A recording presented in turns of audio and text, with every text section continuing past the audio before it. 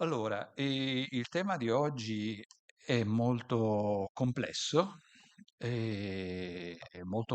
perché sono tanti fattori che si stanno sovrapponendo e per poterlo trattare adeguatamente ci vorrebbe veramente un seminario con tanti relatori. Io cercherò appunto di condensare queste dati e analisi in una presentazione di circa un'ora e sarei felice se poi ci fosse un dibattito o se ci fossero domande alle quali io proverò a rispondere. Ehm, I dati che io ho usato, questa è una cosa molto importante a cui fare riferimento, sono le dati macroeconomici elaborati più recenti dal Fondo Monetario Internazionale e sono stati pubblicati a metà del mese di aprile, quindi una settimana e mezzo fa circa, nel corso degli Spring Meetings. Il Fondo Monetario ha due eventi annuali, gli Spring Meetings e gli Annual Meetings, Spring Meetings in aprile, Annual Meetings a settembre. In questa occasione viene pubblicato il loro lavoro di ricerca a livello globale, che si chiama World Economic Outlook, e poi c'è diciamo un aggiornamento delle previsioni e dell'andamento della congiuntura che viene fatto nel mese di gennaio. Um, Quest'anno, anzi diciamo negli ultimi 12 mesi, in modo più corretto, hanno dovuto rivedere più volte le previsioni in relazione a quelli che sono stati gli accadimenti di questi ultimi 12 mesi.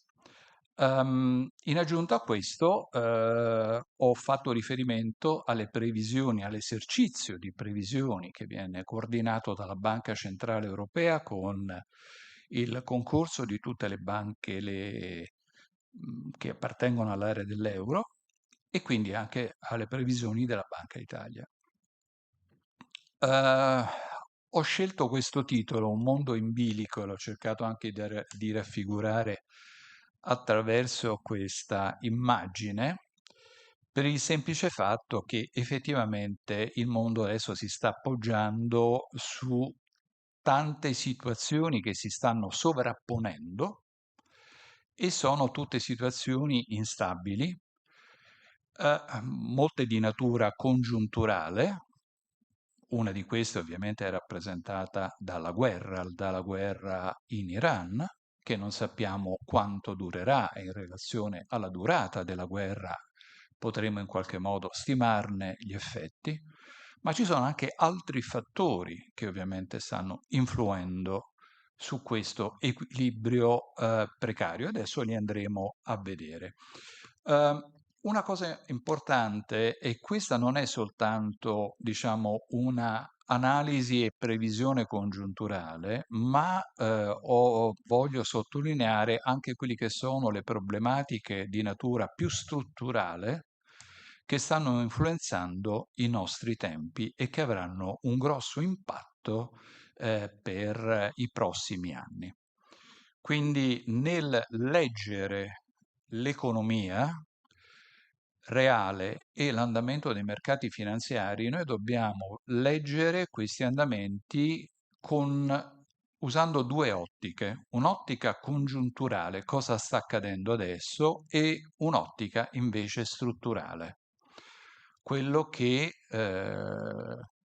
di più duraturo si sta manifestando nelle economie a livello globale, a livello europeo e a livello nazionale nel corso del tempo. La presentazione è suddivisa in quattro parti, quindi farò prima un riferimento al quadro macroeconomico e finanziario globale, poi, come dicevo, affronterò rapidamente la situazione dell'area dell'euro, poi la concentrazione sarà sull'Italia e sul Friuli Venezia Giulia.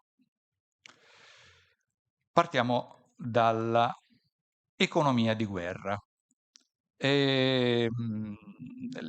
Nel senso che questo sostanzialmente è il titolo che ha scelto il Fondo Monetario Internazionale, come vi dicevo, per questo loro ultimo lavoro World Economic Outlook di aprile. E per poter comprendere quello che sta succedendo a livello di variabili macroeconomiche, lo dobbiamo leggere attraverso l'evento della guerra. Perché l'ombra della guerra si proietta su crescita, su inflazione, sui mercati finanziari e sui flussi commerciali. Non è solo la guerra che sta impattando su questo, perché come dicevo prima, anche fattori di natura più strutturale stanno influenzando queste variabili, ma la guerra ovviamente si sovrappone e con un peso rilevante.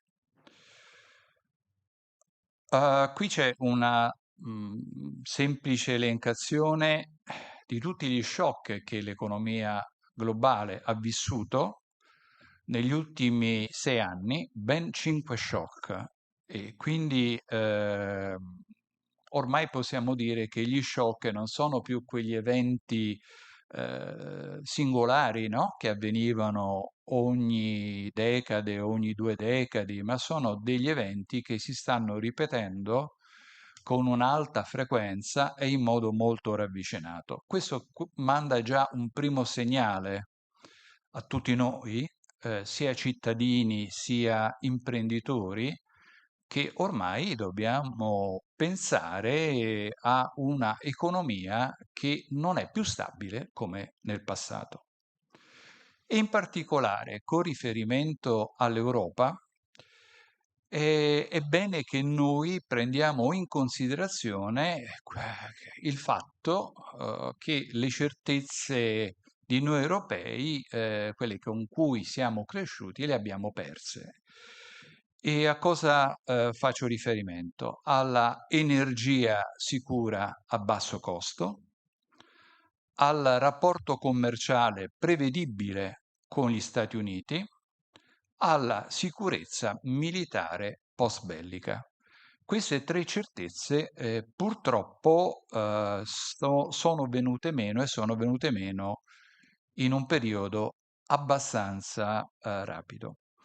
Ricordate soltanto che non molto tempo fa l'Europa si basava essenzialmente su fonti energetiche provenienti in gran parte dalla Russia, essenzialmente rappresentate da gas e da petrolio e a condizioni molto vantaggiose. Ehm, quindi la nostra dipendenza veniva essenzialmente soddisfatta attraverso, diciamo, accordi internazionali. È il periodo, diciamo, in cui nell'Europa la cancelliera Merkel era riuscita a dare, diciamo, una certa direzione anche agli altri paesi che l'avevano seguita, in particolare l'Italia, mentre la Francia, ricorderete bene, che era andata avanti con il suo programma nucleare in modo insomma separato rispetto a Germania e Francia, mentre gli Stati Uniti a quell'epoca erano ancora importatori di petrolio finché non hanno sviluppato la tecnica del shale gas, ossia del fracking, di andare a rompere rocce bituminose e in profondità e riuscire a estrarre petrolio. Questo ha portato poi alla loro autonomia energetica e l'autonomia energetica è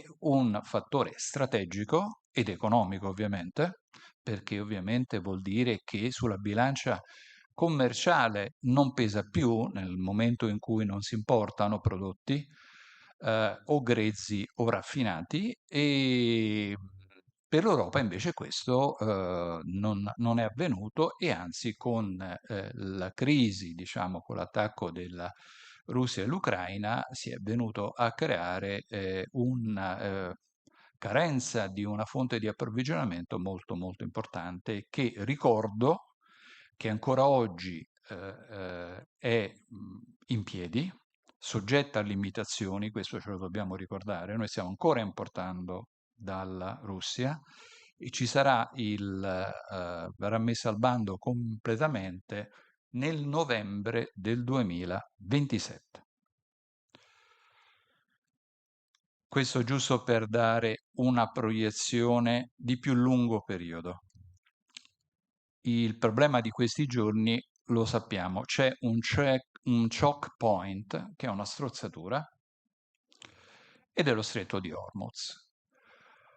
Ora, qui, al di là delle statistiche che ci vengono dette tutti i giorni al giornale radio, in televisione, che ci passa il 20% del petrolio mondiale, il 20% dei flussi globali di GNL, è che ciò non è vero per tutti i paesi.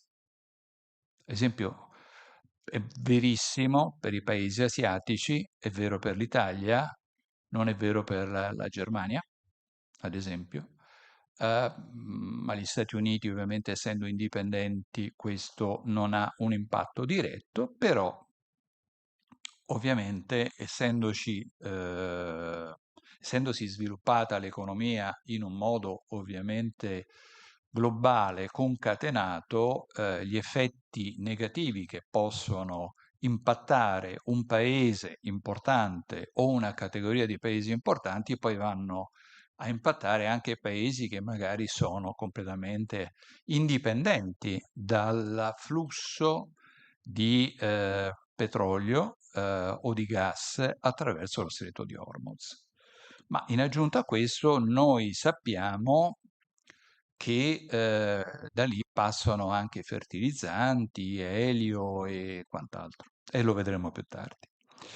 Un problema importante è rappresentato anche dal fatto che questa guerra non è molto chiaro come stia andando avanti, perché di fatto è nata, almeno così dicono, questa non è una mia valutazione politica, ma è una valutazione di analisti politici, è nata senza una strategia. E quindi è una guerra stop and start, ossia momenti di guerra, momenti di tregua, colloqui colloqui di pace che poi vengono cancellati o non producono quello che si vorrebbe produrre, blocchi navali da un lato, blocchi navali da un altro ancora. E quindi questo che cosa comporta? Questo comporta che chi deve prezzare, ad esempio, le fonti di energia, di fertilizzanti e così via, ha delle difficoltà a capire esattamente quanto durerà questo rialzo dei prezzi, se si fermerà, non lo so, a metà anno o arriverà fino alla fine dell'anno.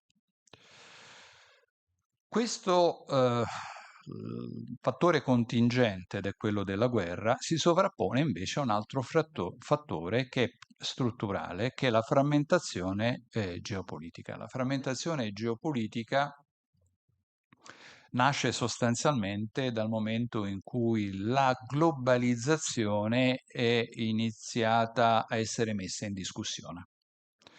È stata messa in discussione dai leader di alcuni partiti che poi sono arrivati ovviamente al governo nei vari paesi e ha portato ovviamente a un conseguente effetto sulle politiche commerciali, che è quello che avete sentito molte volte come il friendly shoring, eh,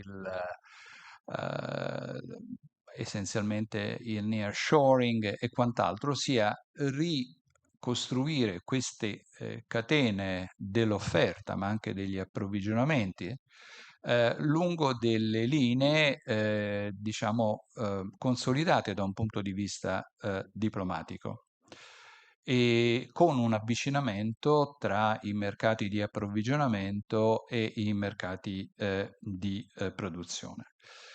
Se non fosse stato che in questo, diciamo, processo poi sono stati anche introdotti da un paese alleato dei dazi. E faccio riferimento ovviamente ai dazi introdotti dall'amministrazione USA, che poi annunciati ad aprile del 25 e che poi per una serie di motivi anche di natura legislativa sono stati in parte cancellati e anche questo immaginate cosa vuol dire per un imprenditore che deve pianificare ovviamente le vendite a seguito della famosa sentenza di novembre 25 della Corte Suprema USA e sono stati sostituiti con un dazio globale del 10%. Ora, si era parlato di questi dazi appena sono stati annunciati, erano state fatte anche delle valutazioni abbastanza catastrofiche, no, degli effetti di questi dazi. Poi qualcuno ha detto anche questa volta gli economisti non sono stati in grado di fare bene le previsioni, ma diciamo che sono stati brave le catene logistiche perché hanno trovato una serie di espedienti per poter di fatto poi ridurre l'incidenza effettiva dei dazi. Cosa vuol dire questo? Triangolazioni essenzialmente del commercio attraverso i paesi che avevano dei dazi più bassi, l'interpretazione normativa di prodotti assemblati con più componenti provenienti da diversi paesi. Alla fine qual è il dazio che si applica? E ovviamente l'interpretazione è stata sempre sul dazio più basso, ovviamente. Ehm, e quindi sostanzialmente alla fine l'aliquota effettiva è stata molto più contenuta, intorno a un 10% rispetto a quelli che erano le prime cifre che erano state annunciate. Ora, arriviamo a noi. Quindi, dato questo contesto, l'esercizio che ha fatto il Fondo Monetario Internazionale ad aprile è stato quello di riportare a un valore più basso le previsioni di crescita e l'ha portate al 3,1%. Devo sottolineare, questo è importante, che dalla precedente previsione il clima si era prima anche diciamo del 28 di febbraio, il clima economico a livello globale era sostanzialmente positivo. E quindi il Fondo monetario stava portando le previsioni al più 3,4%. Poi è scoppiata la guerra, ha dovuto fare una marcia indietro al 3,1%. Quindi per darvi un'idea nel breve periodo come queste previsioni sono dovute andare avanti e indietro. E questo anche per quanto riguarda il commercio mondiale, perché il commercio mondiale, tutto sommato, proprio grazie alle soluzioni che erano state trovate dalle catene logistiche e anche una certa assuefazione agli eventi peggiori, la guerra in Ucraina, sostanzialmente il mondo aveva ripreso a marciare a un ritmo positivo e quindi si prevedeva una crescita del commercio mondiale e invece a seguito appunto della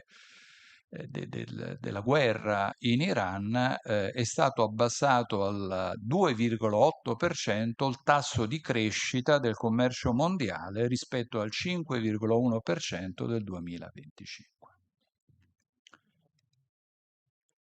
Ora qui ci sono alcuni numeri relativi ad alcuni paesi. Quello che bisogna dire è che, senza entrare per ora nel merito, poi ovviamente se volete possiamo fare anche qualche caso specifico, tutti i paesi sono stati investiti dagli effetti o saranno investiti secondo le previsioni dagli effetti di da questo ulteriore shock. In particolare i paesi del Medio Oriente sono quelli che vedranno il tasso di crescita sostanzialmente dimezzato rispetto al pre-guerra. Una cosa, ecco, qui ho cercato di sintetizzare il fatto che ci sono delle traiettorie diverse per aree o per paesi. Ad esempio, facciamo il caso degli Stati Uniti. Gli Stati Uniti, sostanzialmente, l'avevamo visto nel slide precedente, avevano chiuso il 2025 con un più 2,1%, ma anche lì le statistiche bisogna saperle leggere, nel senso che nell'ultimo quadrimestre c'era stato il lockdown amministrativo e quindi quello aveva portato a una crescita soltanto dello 0,5, che quindi ha abbassato la media del 2025. Comunque stavano crescendo bene, anche i primi mesi del 2026 erano positivi. Ehm, c'è in base appunto alle previsioni, quello che sostanzialmente aumenta è la probabilità di recessione che si potrebbe venire a creare anche negli Stati Uniti. La probabilità è stata innalzata fino al 35%. Ora, sugli Stati Uniti bisogna fare un attimo una precisazione. I dati sono comunque sempre più positivi rispetto all'Europa o altre aree, ma per un motivo. Per il semplice fatto che l'economia è fortemente trainata dagli investimenti in tecnologia, in particolare nell'intelligenza artificiale. Lì c'è un ammontare di investimenti molto, molto, molto cospicui. Eh, qual è il motivo? Il motivo essenzialmente è come la corsa allo spazio. Prima, quando io ero giovane, era tra Stati Uniti e Russia. Adesso c'è una corsa alla tecnologia tra Stati Uniti e Cina. E loro, gli Stati Uniti devono stare ovviamente al passo con la Cina, dove gli investimenti in tecnologia avanzata sono molto molto rilevanti. Quindi quello che sta trainando non sono più i driver classici degli Stati Uniti, che sono essenzialmente i consumi. Voi sapete che i consumi rappresentano circa il 70% del PIL degli Stati Uniti, non tanto che creano il 70%, è una proporzione tra il volume dei consumi e il PIL. E quindi la componente consumo è tutto quello che si porta preso credito al consumo e anche una facilità di distribuzione, ok, marketing e quant'altro, sappiamo che negli Stati Uniti è molto molto sviluppata.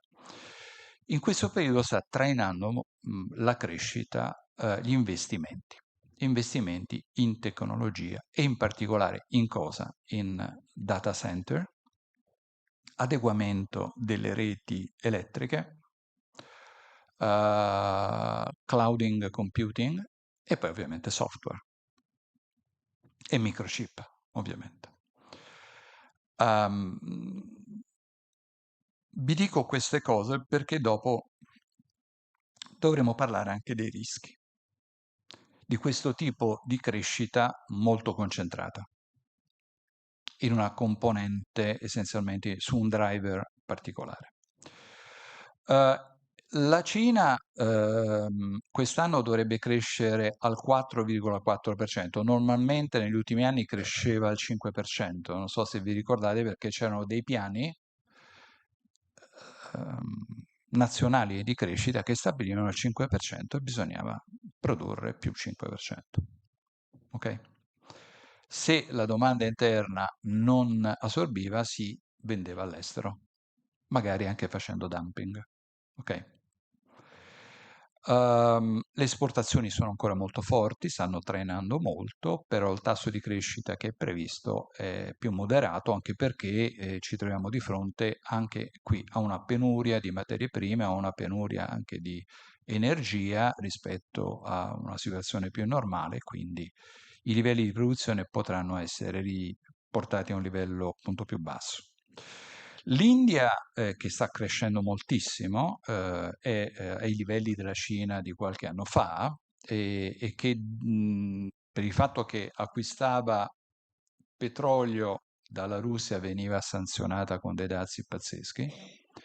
Invece Trump ha rimosso questi dazi, li ha portati al 10% e quindi le previsioni di crescita sono state riportate per l'India al 6,5%.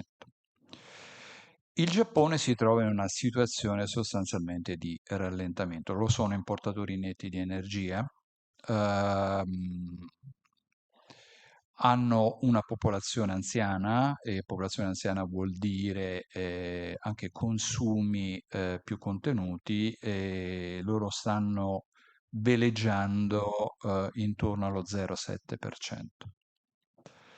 In Medio Oriente abbiamo appena detto che la crescita prevista per il 2006 è stata dimezzata dal 3,6 all'1,9 e l'area dell'euro è un po' un fanalino di coda tra le economie avanzate e a livello complessivo la previsione di crescita è più 1,1%.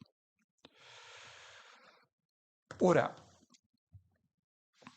non voglio spaventare nessuno, questi sono dati che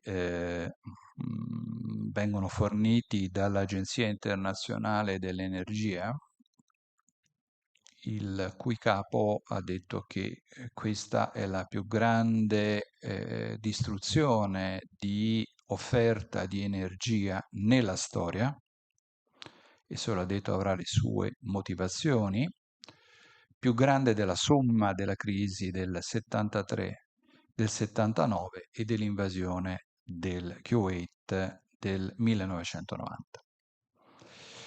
Questo per quale motivo? Uno perché abbiamo una perdita netta che è stimata di produzione 13 milioni di barili al giorno che mancano dal mercato. Ehm, Questo ovviamente si è riflesso sui prezzi, abbiamo avuto i prezzi si sono quasi raddoppiati, non si sono raddoppiati, un 60% di più tra agosto 2025 e marzo 2026. In marzo 2026 abbiamo avuto un picco, mi pare il 9 di marzo, 115 dollari al barile, poi si è riabbassato.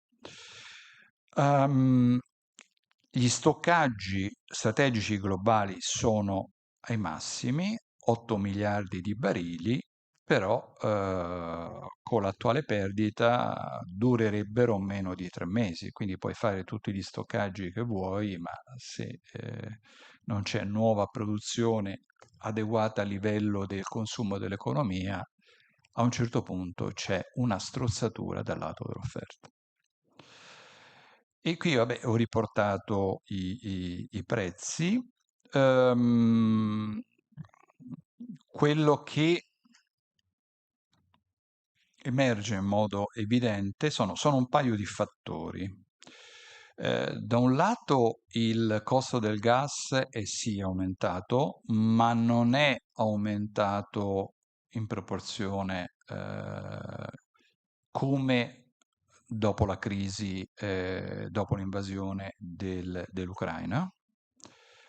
Quindi ha avuto un forte rialzo, ma non siamo tornati a quei livelli stratosferici, anche perché da quel momento ad oggi si sono attivate delle fonti di approvvigionamento alternative. Essenzialmente importiamo molto gas e petrolio liquefatto dagli Stati Uniti, che sono un esportatore netto. Lo importiamo a prezzi molto alti, anche più alti di quelli del mercato di Amsterdam, il TTF, che è il mercato nostro europeo. Ehm, Altra cosa che emerge è che i futures a 6 mesi del petrolio e anche del gas sono sostanzialmente più contenuti dei prezzi correnti o su per giù sui livelli dei prezzi correnti, il che vuol dire che sostanzialmente c'è la previsione da parte dei mercati che la guerra non durerà molto. Uh, Su questi fattori più finanziari però hanno anche influito delle realtà concrete, tipo la sostituzione del gas con il carbone in Asia. Se ne è parlato un po' anche in Italia di riaprire le centrali a carbone, no? Anche se per un breve periodo di tempo. e anche il clima mite che si è avuto in Cina. Però vi vorrei far notare una cosa che qui abbiamo parlato della dinamica dei prezzi energetici sui mercati finanziari, sono tutti contratti futures, ma c'è poi un mercato fisico. Il mercato fisico del Brent, ad esempio, è quello che è denominato Dated Brent o Dated Dubai, viaggia intorno ai 140-170 dollari al barile. Una petroliera dello Sri Lanka ha sbarcato petrolio a 289 dollari al barile. Ora voi mi domanderete, ma com'è possibile questa cosa? E il problema è che una cosa sono i mercati finanziari dove non si scambia un barile di petrolio, ma sono contratti di carta, ok? Dove ci si posiziona sostanzialmente per coprirsi da quelli che sono i prezzi che saranno i prezzi spot fisici futuri, e l'altra cosa è il prezzo spot fisico.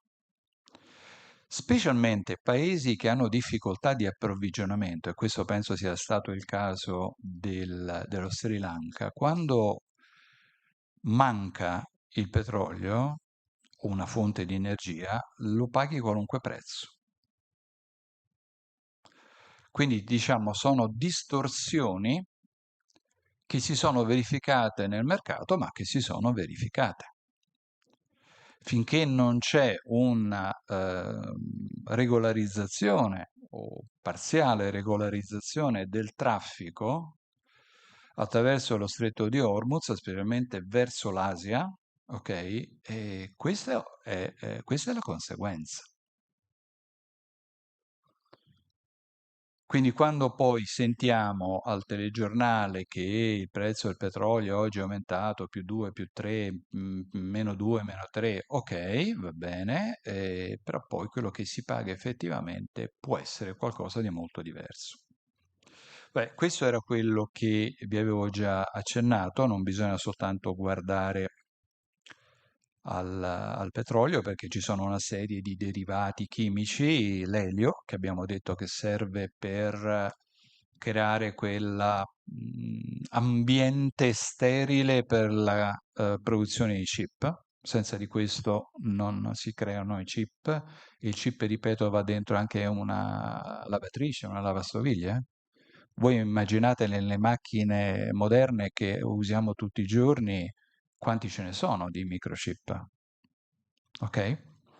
I fertilizzanti, questo è un problema che poi tocca la pancia di tutti, specialmente la pancia delle popolazioni più povere, che quelle che subiranno molto di più rispetto, gli effetti della guerra li subiranno molto di più rispetto alle nazioni più ricche. E il metanolo che viene utilizzato in chimica per fare la plastica, nelle filiere del mobile, qui in Friuli Venezia Giulia sono importanti, negli imballaggi. Ora, questo shock da prezzi, questo shock energetico, diciamo, parliamo di shock energetico, attraverso quali meccanismi andrà a colpire o sta andando già a colpire l'economia? Due strade. La via dei prezzi, che è quella che abbiamo detto fino adesso, ok? L'energia costa di più, ma è disponibile. Ma non è proprio così, non abbiamo detto che è molto disponibile. E quindi c'è anche la via del razionamento. Ora in prevalenza siamo sul lato prezzi, sul lato razionamento è la parte peggiore, cioè è l'ipotesi, lo scenario peggiore perché lì incide proprio sulla crescita, perché non si possono produrre i chip, non si possono produrre beni di qualunque genere perché manca la fonte energetica. E questo è lo scenario peggiore perché noi dobbiamo iniziare a, diciamo, ragionare in termini di scenari. Questo è lo scenario peggiore che si può venire a creare. È un po' quello che è successo dopo il Covid, vi ricordate? Che c'è stato un momento di strozzatura nell'offerta di beni. Qual era il motivo? Lo ricordo rapidamente. Uno perché riaperti i commerci, tutti volevano riprendere a lavorare, tutti volevano crearsi delle scorte, quindi che domandavano molto di più di quello che era bisogno per non trovarsi poi, come ai tempi del Covid, senza materie prime o beni intermedi. E l'altra cosa era rappresentata dal fatto che le navi e i container erano sparpagliati un po' in giro per il mondo, si erano bloccati al momento del lockdown prima che tutte le catene di approvvigionamento si rimettessero in funzione e ovviamente ci voleva del tempo, sai, non sono jet che prendono e volano, ma ci vogliono settimane, se non mesi. Allora, diamo una guardata ai mercati finanziari adesso, anche se questo è essenzialmente, diciamo, un convegno più su un seminario più sulla parte economia reale, però diamo una guardata perché è un aspetto importante. Allora, subito dopo l'inizio delle ostilità c'è stato quello che si chiama flight to quality. E il flight to quality cosa vuol dire? Compro attività in dollari essenzialmente, perché il dollaro è ancora la moneta di riserva a livello globale, che ci piaccia o non ci piaccia. Quindi vuol dire si acquistano dollari, essenzialmente si acquistano titoli di Stato americani, essenzialmente. E quindi questo ha portato a un apprezzamento del dollaro nei confronti di tante monete, tra cui l'euro, vi ricordate? Quello altro che si è venuto a determinare è una pressione a rialzo sui tassi a lungo termine in relazione a quelle che erano le prospettive immaginabili di inflazione. Altra cosa, un deflusso di fondi dai paesi emergenti, proprio perché i paesi emergenti che hanno tassi di crescita molto elevati, e quindi gli investimenti in questi paesi hanno un ritorno elevato, progressivamente elevato, però in un momento in cui si prevede che i paesi emergenti, che importano quasi tutto, si trovano in difficoltà, gli investitori liquidano e vanno via. In tutto e in parte, ovviamente, mai tutto, però alleggeriscono parecchio. Poi da aprile è successa una cosa pazzesca, in particolare nelle ultime 2 settimane. Wall Street è arrivato ai massimi, con un Brent o un WTI, che è il West Texas Intermediate, che veleggia tra i 95, il WTI, e il Brent oggi sta sui 104-105. Al tempo stesso, questo l'ho ripreso dal Sole 24 Ore, mi pare, di sabato o di domenica scorsa, perché è stato interessante, forse era di sabato.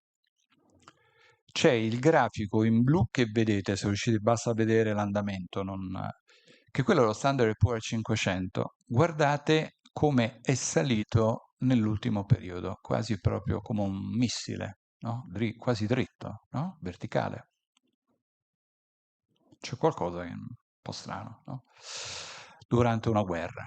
Mentre la curva in scuro è il consumer sentiment degli americani, che invece sta cadendo a precipizio.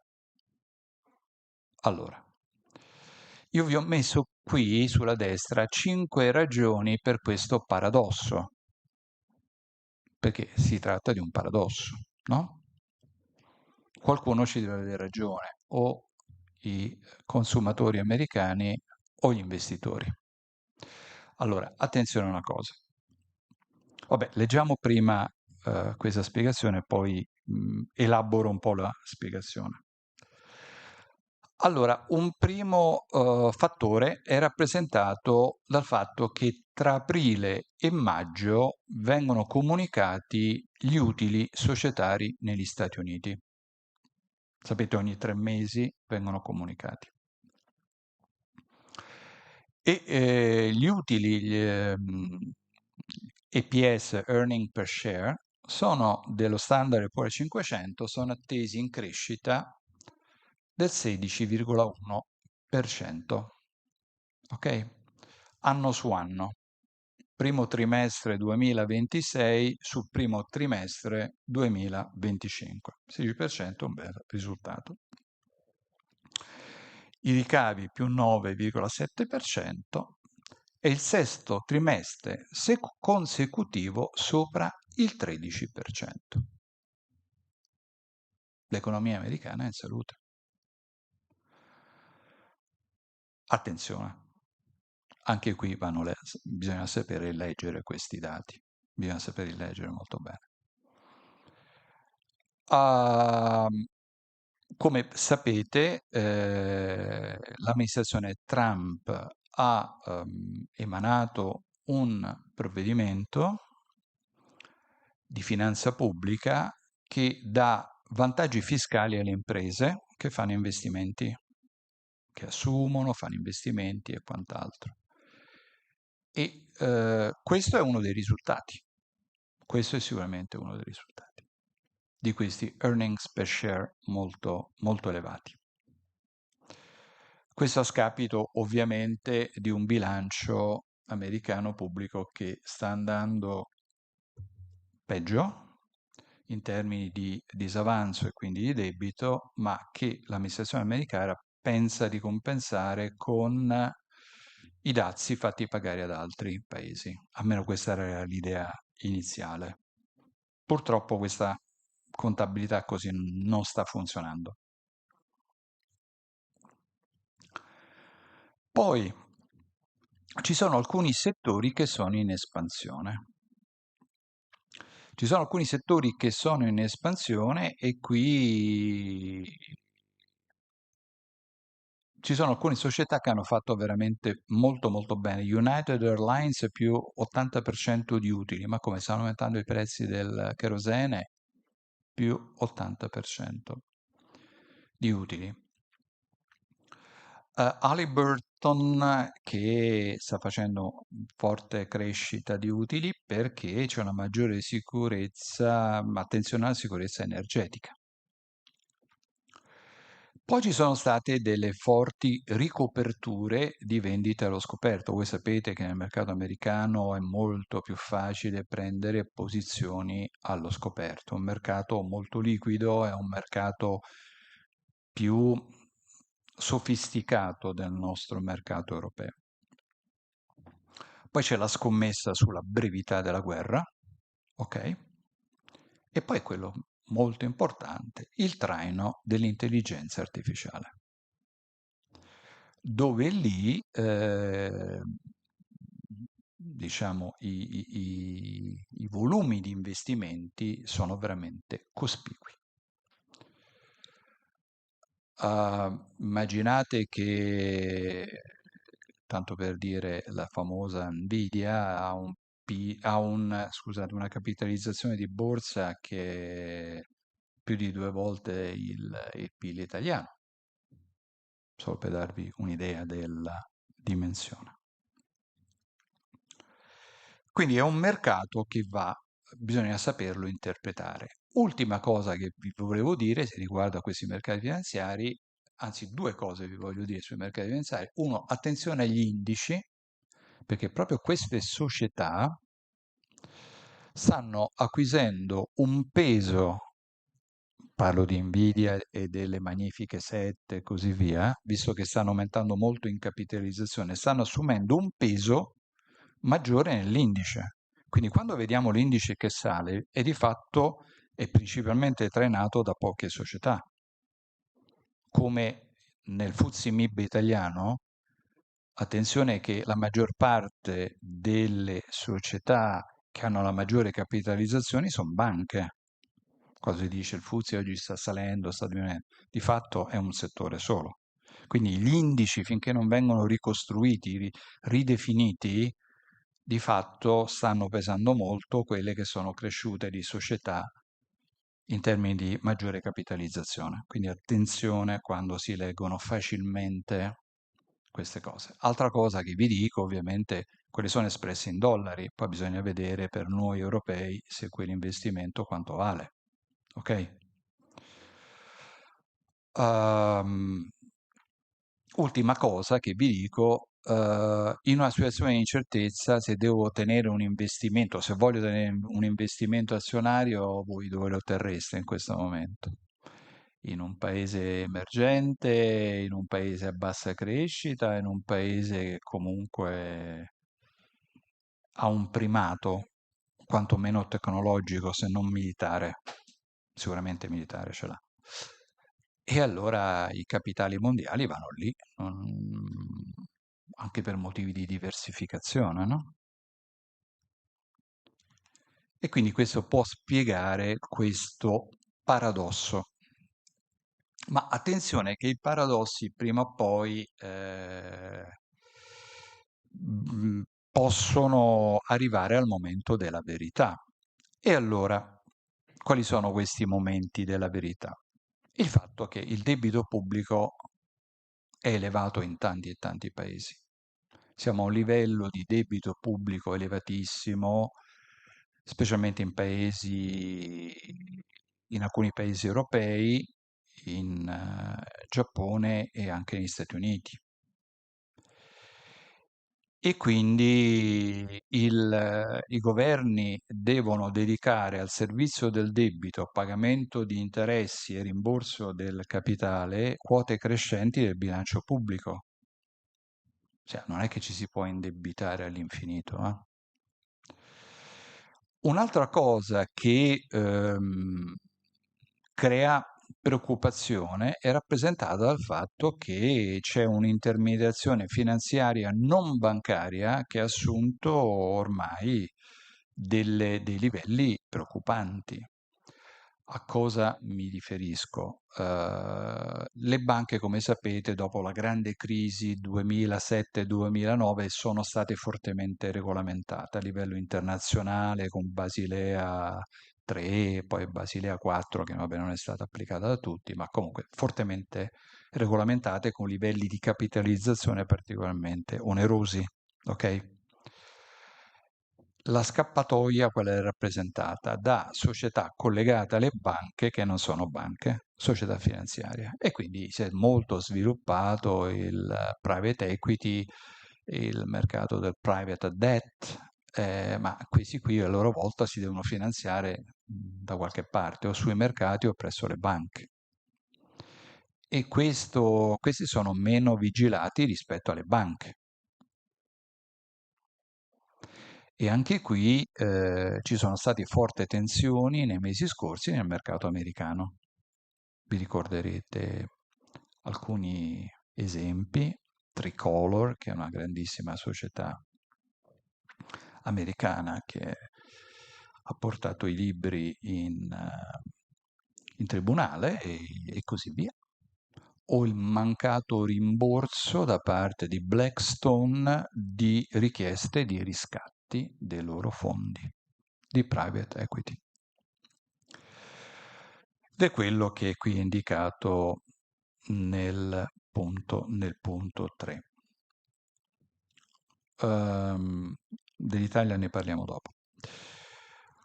Ora, che succederà alla politica monetaria? Perché voi sapete meglio di me, il mandato delle banche centrali è quello di mantenere stabile il livello dei prezzi, ossia che si traduce in una crescita annuale dei prezzi intorno a un livello del 2%, no? Quantomeno per l'Europa questo è il livello, ma molti altri paesi hanno adottato simili livelli, perché un 2% è un tasso di inflazione frizionale, diciamo, no? Che non riesci a mandare sotto. Se va sotto vuol dire che la domanda è bassa, in poche parole.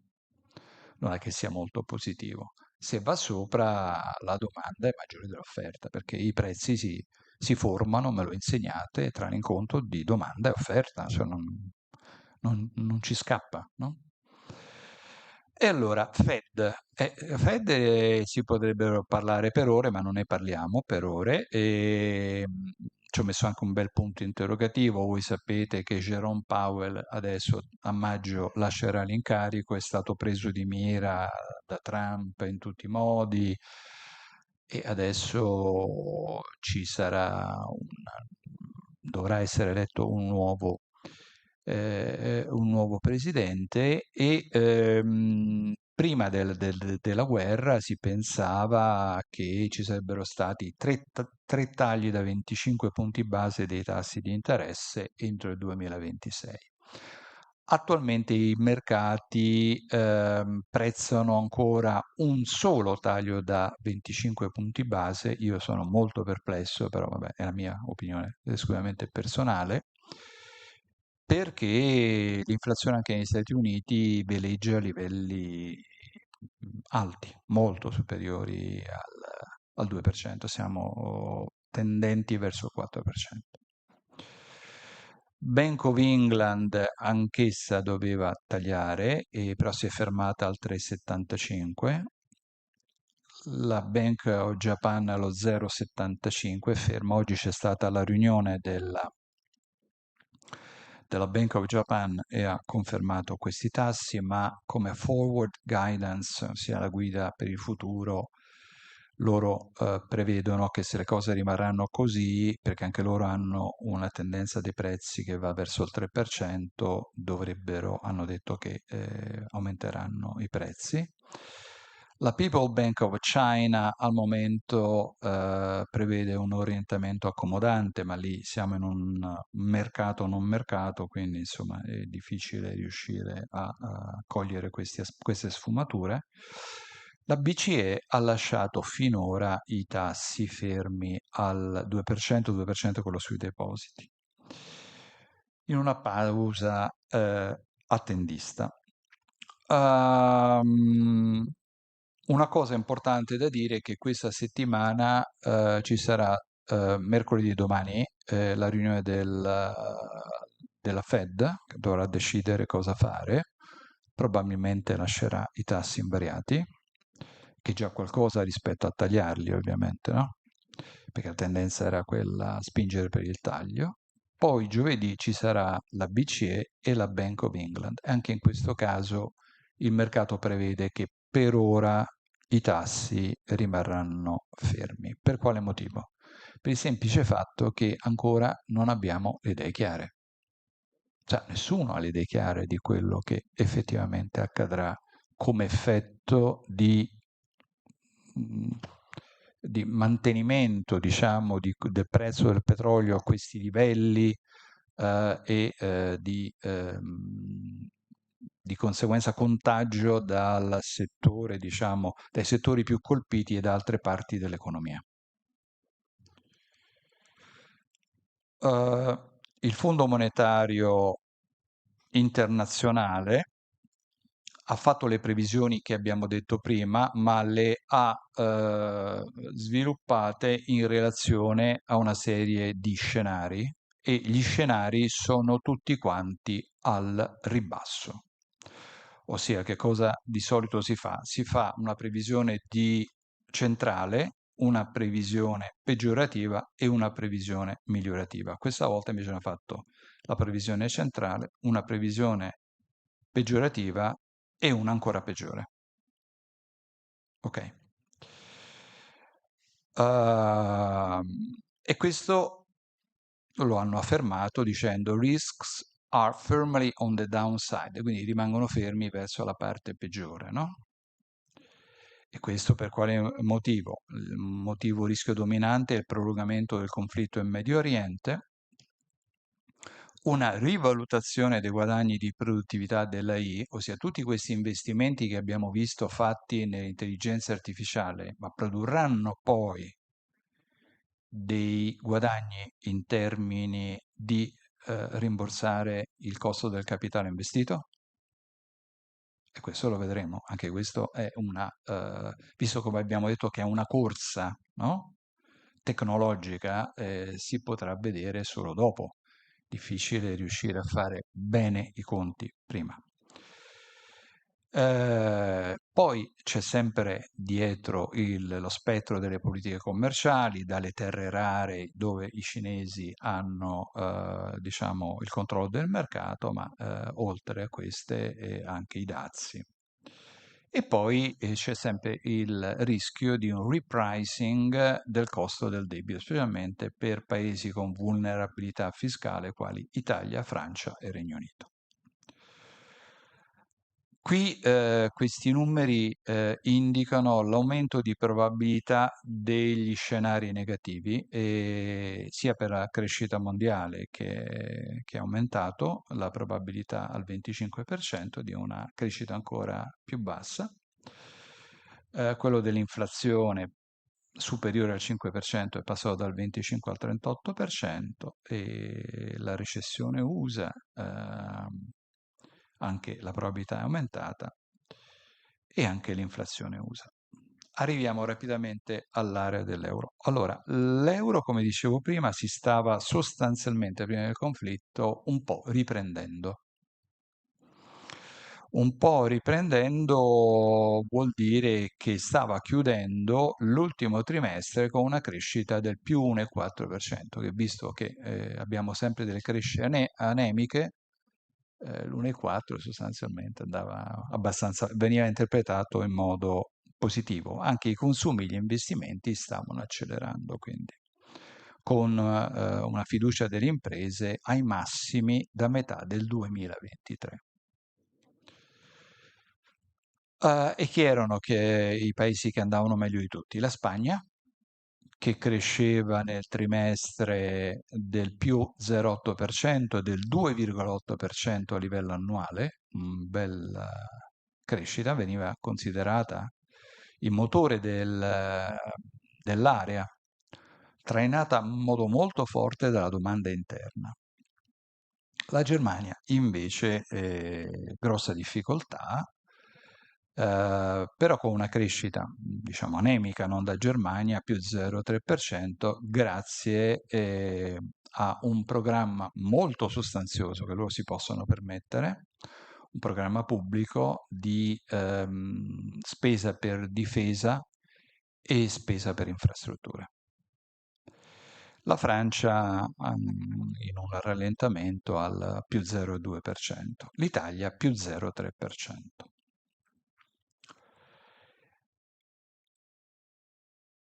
Dopo l'inizio del conflitto, che è successo? Cambia completamente l'outlook, improvvisamente, sia per le valutazioni degli effetti sull'economia reale, sia per le risposte di politica economica. Cosa faranno i nostri governi? Nonché da considerare anche i ritardi nelle consegne sono tornati già ai livelli della crisi del 2022. Attenzione, ed era quel fattore che vi dicevo di razionamento, vi ricordate che vi dicevo prima? Questa è la parte più preoccupante, perché qui nessuno può fare nulla, non ci sono manovre pubbliche, non ci sta niente. Se mancano i beni, mancano i beni. Quindi a marzo la BCE, perché il calendario glielo impone a marzo, ha dovuto fare un esercizio insieme a tutte le altre banche centrali dell'area dell'euro di previsione per l'anno corrente e i 2 anni successivi. Però a marzo, subito dopo il 28 di febbraio, insomma, la cautela è d'obbligo ovviamente, no? Allora, le previsioni che hanno fatto, l'hanno fatta su 3 scenari. Adesso li andremo a vedere. Comunque, hanno previsto in ribasso la crescita del PIL del 2026, l'hanno portata allo 0,9, prima stava, mi sembra, più 1,1, 1,2, qualcosa di questo genere. E l'inflazione l'hanno portata subito a più 2,6%. Quindi siamo oltre il 2, che è il nostro obiettivo di medio termine. Per ora l'inflazione è concentrata essenzialmente nella componente energetica, non c'è stato questo effetto di contagio agli altri comparti merceologici. Per ora ho scritto qui è il termine critico, tutto dipende dalla durata del conflitto e dalla capacità delle imprese di trasferire maggiori costi sui prezzi di vendita, è lì che si arriva a noi l'inflazione. Allora, qui rapidamente per dirvi, la BCE e le banche centrali dell'area hanno insieme sviluppato tre scenari, uno base, uno avverso e uno severo, era quello che vi stavo dicendo prima. E partono essenzialmente dalle condizioni che sono in quello avverso e in quello severo, interruzione del 40% dei flussi che transitano per Hormuz, un Brent a 120 dollari al barile, un gas europeo a 90 euro a megawattora e quindi questo porterebbe la crescita invece dello più 0,9 allo più 0,6 e l'inflazione al 3,5%. In uno scenario severo, che speriamo non accadrà mai, di ancora peggiore, la crescita scenderebbe al più 0,4 e l'inflazione al più 4,4% fino ad arrivare al 4,8% nel 2027. Panetta ha parlato, il governatore Fabio Panetta della Banca Italia, il 2 aprile e ha detto, l'ho messo qui in neretto, gli scenari avversi, quindi quello subito dopo il base, sono oggi più verosimili di quanto fossero al momento della pubblicazione delle previsioni a marzo.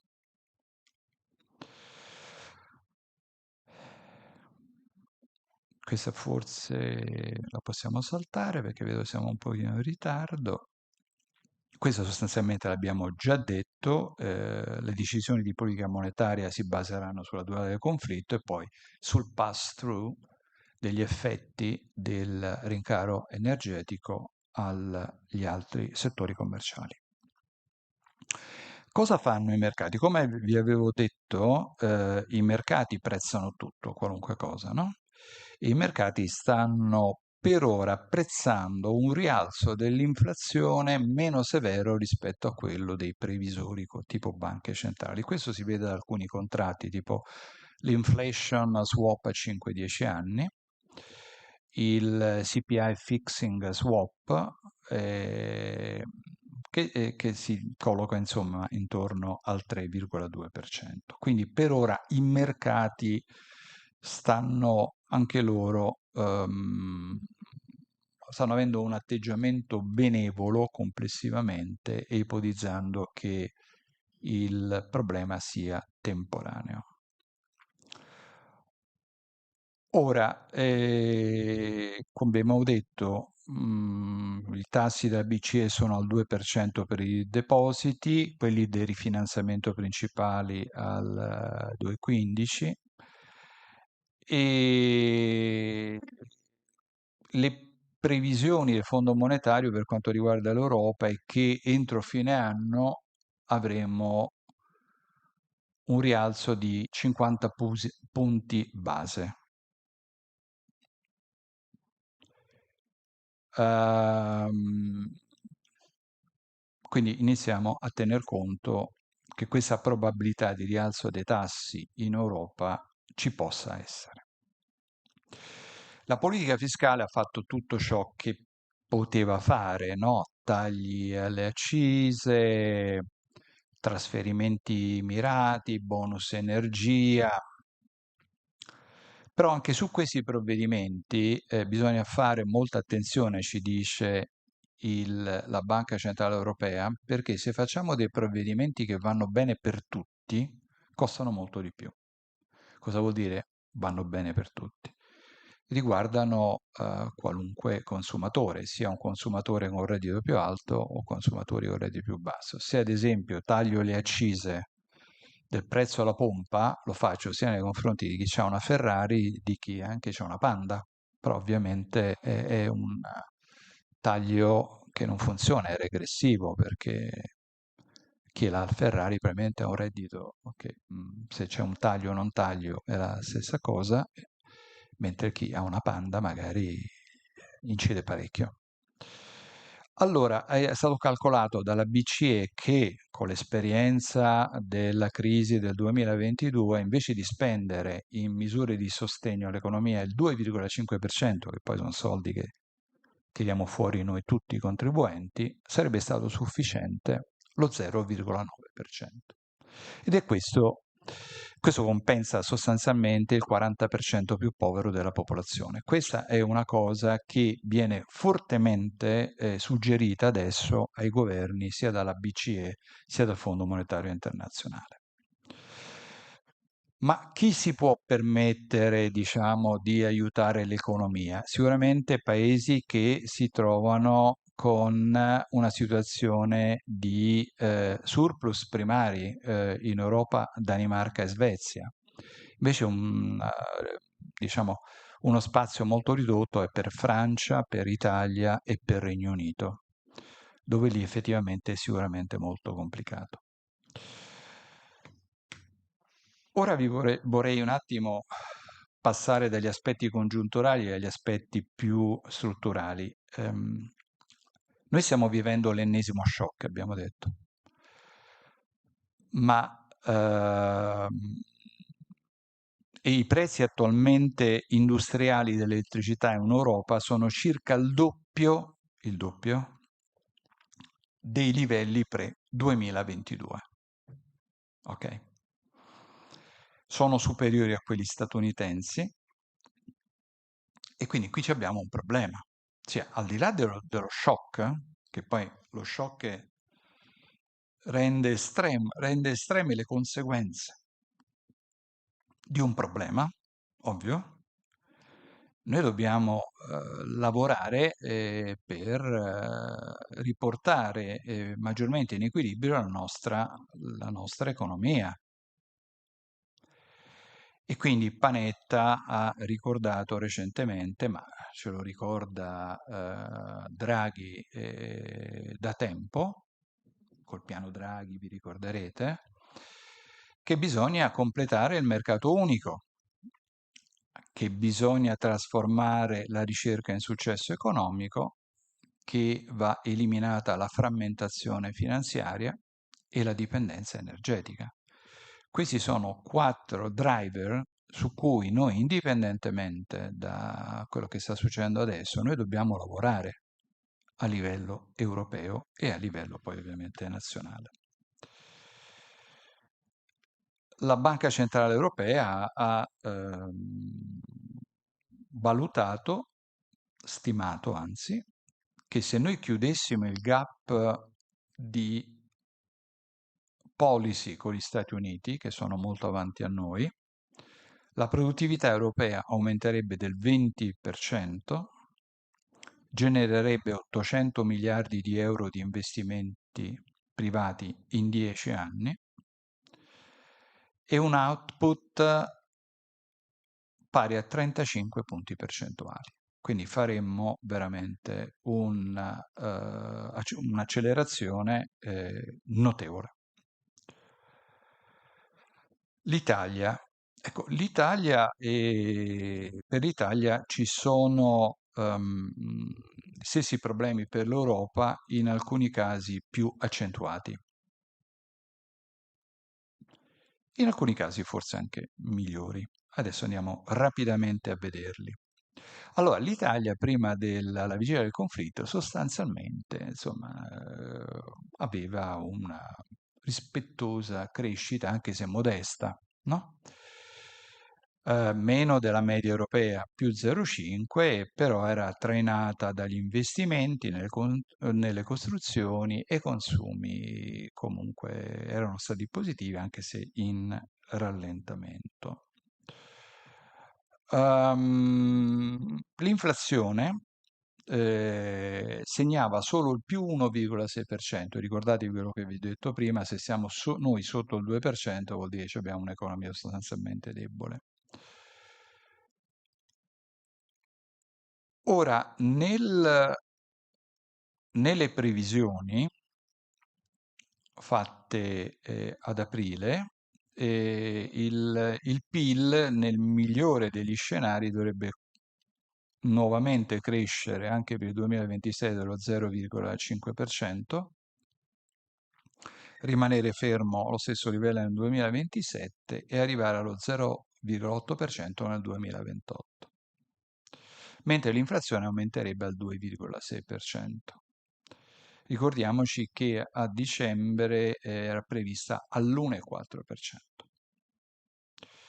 Anche le esportazioni sono state riviste a ribasso di 0,3 punti percentuali nel 2026. E qui sono un confronto tra vari previsori, il Fondo Monetario ci dà un dato ancora più basso, più 0,4, a differenza da 0,4 e 0,5 è molto poco, anche Confindustria dà più 0,4. Sull'inflazione siamo tra più 2,4 e più 2,9. Se però lo scenario se il conflitto si dovesse protrarre, la situazione sarebbe molto peggiore. Avremo un PIL con una crescita pari a zero e l'inflazione salirebbe al 4,5%. Un altro problema che abbiamo noi è rappresentato dal disavanzo energetico, perché noi dipendiamo molto dal Golfo.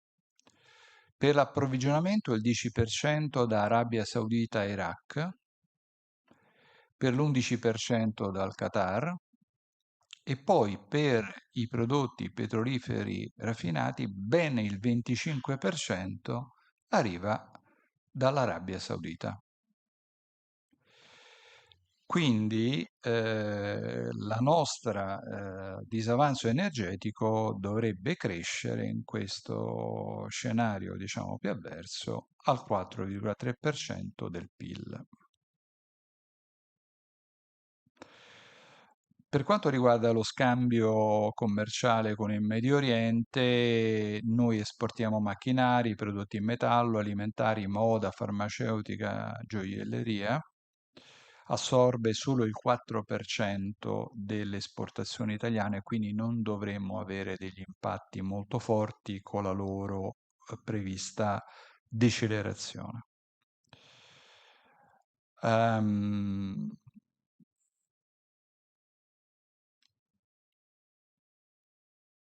la Banca d'Italia ha condotto tra il 20 febbraio e il 18 marzo un sondaggio presso le imprese. Questa è una cosa molto interessante. E è stato messo in evidenza quelle che sono, diciamo, tre fattori: condizioni economiche delle imprese, domanda estera e i costi verso i prezzi di vendita. Allora, le imprese con prospettive negative sono salite dal 14% pre-conflitto al 34%, una variazione molto marcata nel giro di poche settimane. Per quanto riguarda la loro previsione di domanda estera, le attese sono in netto peggioramento. Le imprese esportatrici si attendono un ambiente commerciale più difficile nei prossimi 12 mesi. E i costi di produzione prevedono le imprese nei prossimi mesi una crescita dal 2,4% al 3,4%, mentre l'aumento del costo del prodotto finito lo fermano al 2%, che vuol dire che l'1,4% lo assorbono con minori ricavi. Quindi qua già si sono sostanzialmente manifestata la volontà di dover assorbire per rimanere competitive questi maggiori costi con minori utili. Tra le poche cose positive che il quadro italiano ci dà è che avevo accennato prima, ma non è solo questo, i piani di investimento per il 2026 restano sostanzialmente stabili. Questo è un aspetto che io considero molto positivo, il che vuol dire una volontà di resilienza da parte delle imprese italiane. Andiamo avanti su questo. Ecco, questo è l'altro aspetto positivo dell'Italia. Il mercato del lavoro tiene molto bene. Questo è uno dei aspetti più importanti che vorrei mettere in evidenza. Il tasso di disoccupazione è al 6,1%, addirittura anche dato quello che sta succedendo, si prevede addirittura un ulteriore miglioramento nel corso del 2026 e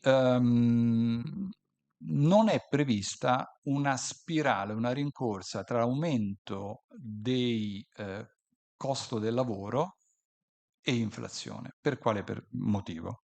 Perché soltanto il 12% dei contratti, questa è una questione è unicamente, diciamo, una coincidenza, il 12% dei contratti sono in attesa di rinnovo e un'altra cosa che l'indicizzazione dei contratti è fatta al netto dei costi dell'energia. Questo ovviamente voi mi direte, vabbè, allora pagano i lavoratori e questo sì, in prima battuta, però poi non si verifica quella spirale di rincorsa prezzi-salari che alla fine sarebbe deleteria per tutti. Questi sono gli aspetti positivi, altri non ne vedo attualmente nell'economia italiana, considerato che il rapporto debito-PIL è previsto in crescita, è il 137%, virgola 1 nel 2025, previsto dal governo nel documento di finanza pubblica che è stato varato qualche giorno fa al 138,6%, mentre il disavanzo, che quest'anno siamo arrivati al 3,1%, quindi c'è ancora la procedura di infrazione della UE, dall'anno prossimo dovrebbe scendere, mi pare, al 2,9%. Altra cosa positiva, ma questo soltanto diciamo relativamente al costo dei finanziamenti in Italia, che noi abbiamo una vita media residua del debito di 7,9 anni, quindi sono stati molto bravi i colleghi, mi permetto di dire i colleghi del Tesoro, che come ex Banca d'Italia abbiamo lavorato sempre insieme con quelli del Tesoro, a prevedere nei momenti, diciamo, migliori della congiuntura e dei mercati finanziari, un allungamento del debito, mentre l'America, gli Stati Uniti hanno una vita residua del debito molto breve, quindi tutti gli aumenti dei tassi li prendono tutti quasi subito. Noi abbiamo 7,9 anni, quindi è un debito lungo, fatto quindi a tassi più bassi. Abbiamo anche una domanda estera di BTP sostenuta, questa è un'altra cosa positiva, che sono aspetti più finanziari, non stiamo parlando dell'economia reale, qui sono aspetti finanziari, però sono importanti questi, visto il nostro livello di indebitamento. E i rating sovrani sono negli ultimi anni andati in miglioramento per la stabilità politica che si è venuta a terminare. Il spread BTP Bund oscilla intorno agli 80 punti e quindi sostanzialmente ci pone a un livello sostanzialmente non molto lontano dai primi della classe che sono essenzialmente che è la Germania. Il problema che ci rimane è un problema strutturale ed è la sicurezza energetica, ma l'abbiamo appena accennato. Siamo arrivati con le rinnovabili al 40,7%, i tedeschi che sono partiti più bassi di noi sono prossimi al 60%. Quindi su quello va veramente, bisogna continuare a investire, ma vi devo dire un'altra cosa molto importante, che noi non abbiamo soltanto un problema di produzione, da qualunque fonte essa sia, ma abbiamo un problema di distribuzione dell'energia enorme. Tanto che Terna ha previsto 23 miliardi di investimento tra il 2025 e il 2034. Ad esempio, facciamo l'esempio. L'elettrificazione delle banchine del porto di Trieste. Bene, ottima idea. Come si fa a fare l'elettrificazione finché non si adegua tutta la rete e non si aumenta la capacità produttiva? Perché elettrifichiamo le banchine e leviamo la corrente alla città. Quindi abbiamo delle reti che non sono smart, non abbiamo una capacità di accumulo che hanno altri paesi e di conseguenza abbiamo anche questo aspetto della distribuzione che è fortemente deficitario. Questa è una cosa che noi dobbiamo tenere bene a mente, che queste inefficienze nella distribuzione si vanno poi a trasferire sui prezzi che paghiamo dell'elettricità.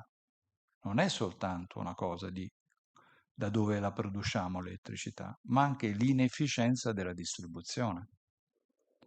Chi ha una macchina elettrica in Italia paga molto di più di quanto paga l'elettricità alle colonnine in Francia e in altri paesi, perché qui c'è un costo,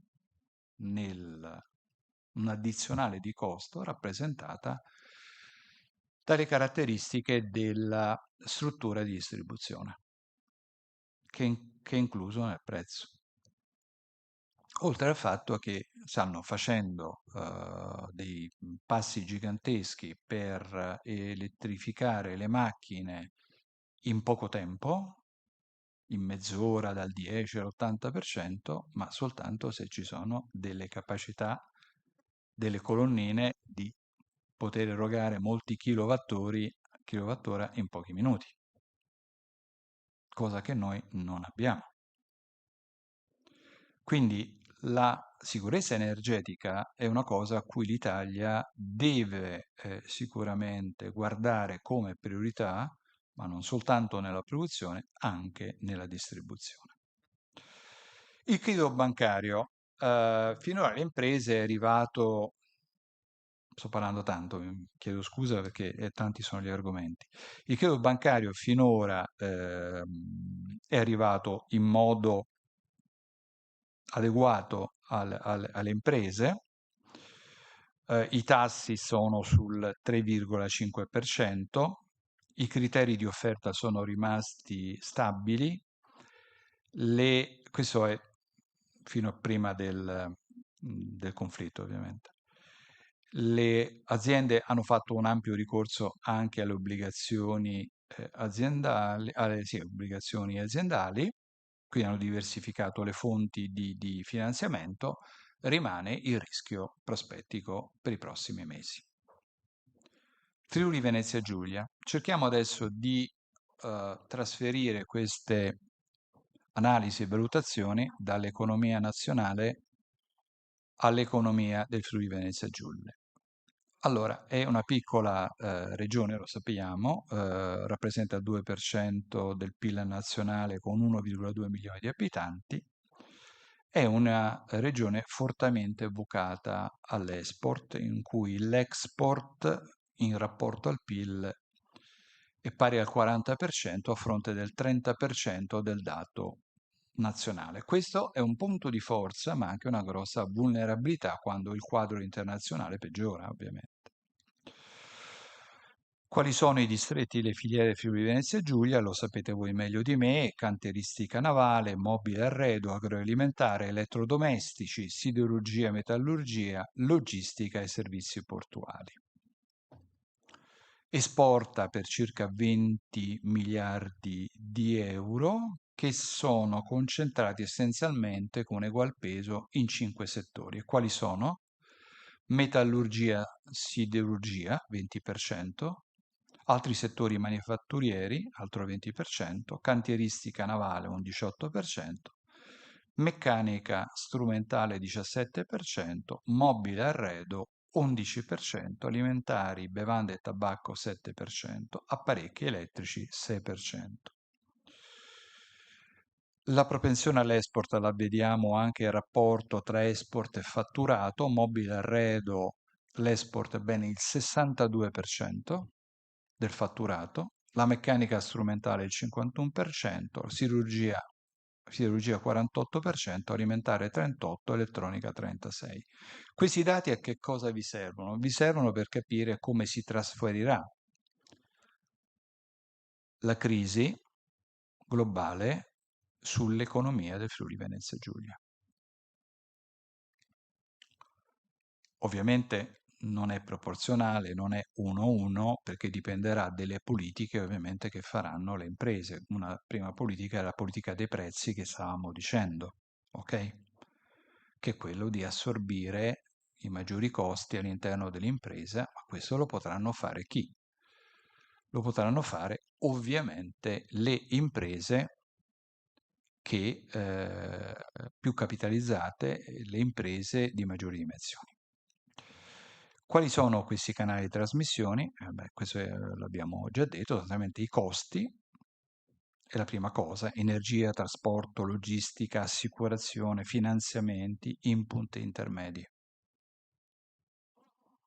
La logistica e l'assicurazione sono molto importanti per chi esporta, ovviamente. La domanda interna, i rincari erodono il reddito reale, i consumi rallentano e colpiscono il commercio, i servizi al consumo e l'edilizia residenziale privata. La domanda estera l'abbiamo già detto abbastanza. Io andrei molto veloce su questi aspetti.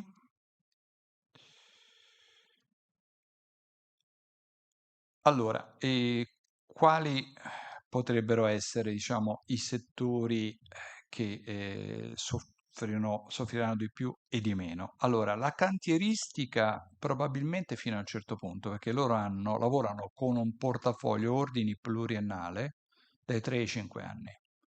Quindi una crisi di questo genere non dovrebbe incidere più di tanto. Però ovviamente sul conto economico ne risentiranno perché loro sono essenzialmente energivore, hanno bisogno di tantissima energia e quindi sul conto economico avranno un impatto, ma non sul fatturato. Ok? Il mobile arredo potrà soffrire di più perché è molto sensibile al ciclo delle costruzioni. In esempio, paesi tipo Germania e Austria che sono vicine e sono i principali mercati di sbocco. L'agroalimentare fino a un certo punto perché qui si esportano prodotti di alta gamma e quindi la domanda di prodotti di alta gamma, vini DOC, San Daniele, tutte queste cose qui, caffè, dovrebbero risentire in misura contenuta. Insomma, chi ha un reddito elevato continuerà ad acquistarlo. Eh, Quali sono le possibilità che un'impresa esportatrice ha? È quella di trasferire i costi o tenerli all'interno, quindi trasferire o assorbire i costi ed eventualmente ridurre i volumi. Questo l'ho detto forse prima anche in un'altra occasione, prima del seminario ne ho parlato con qualcuno, ossia potrebbero concentrarsi soltanto sui mercati più redditizi e tralasciare i mercati dove la marginalità è più contenuta, in questa fase quantomeno. Ma un punto importante per il Friuli Venezia Giulia è rappresentato dalla dimensione media delle imprese, perché le piccole e medie imprese hanno un cuscinetto più piccolo per assorbire gli shock rispetto a imprese più grandi. La regione si sta muovendo per cercare di aiutare le imprese e le famiglie. E, ci sono stati degli annunci da parte della regione Friuli Venezia Giulia per interventi sia immediati sia interventi strutturali. Questi saranno possibili soltanto dopo la legge di assestamento, mi è stato detto direttamente dalla regione. Come le piccole imprese come riescono in qualche modo diciamo, a difendersi? Ma se sono, allora, in Friuli Venezia Giulia il 93% delle imprese ha meno di 10 addetti, 93%. e la dimensione media è di appena 4,3 occupati. A questi livelli non è sostenibile internalizzare funzioni strutturate come l'export, l'informatica o le risorse umane. Quindi come ci si salva, come ci si aiuta? Attraverso il sistema, diciamo, camerale, attraverso il sistema finanziario locale, attraverso i confidi, attraverso le associazioni di categoria, attraverso investimenti in innovazione che provengono da collaborazioni con università e ITS. Questa è l'unica via che intravedo per imprese di piccola dimensione, quella di fare sistema per poter mettere a fattor comune una serie di sforzi per sopravvivere a questo momento particolarmente critico. Quindi diversificazione, efficienza energetica, ottimizzazione finanziaria, digitalizzazione e intelligenza artificiale, crescita del capitale umano. Questa è la rappresentazione di dove ci troviamo, sospesi, però non possiamo rimanere fermi lì, bisogna o torniamo indietro o meglio ancora andiamo avanti. Qual è il messaggio che vi voglio mandare? È che il punto che dobbiamo capire è che non è se torneremo rapidamente al mondo di prima una volta finita la guerra. Quel mondo in larga misura non c'è più, dobbiamo avere consapevolezza di questo. Il punto è capire se l'Europa e l'Italia saranno in grado di reagire non soltanto tamponando l'ennesima emergenza, ma costruendo un sistema economico più resiliente. Il nostro sistema è molto debole. Deve essere meno dipendente da fonti energetiche esterne, da tecnologia esterna, che ce la faranno pagare i prezzi che vogliono loro. Deve essere più efficiente e integrato e quindi capace di proteggere crescita, occupazione e competitività delle imprese. E io qui mi fermo, se avete ancora la pazienza vi posso rispondere a qualche vostra domanda. Grazie. Qualche curiosità?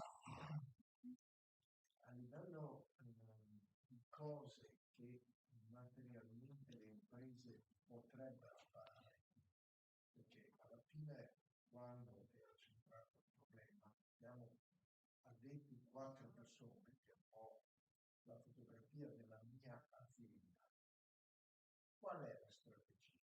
Per cosa può fare?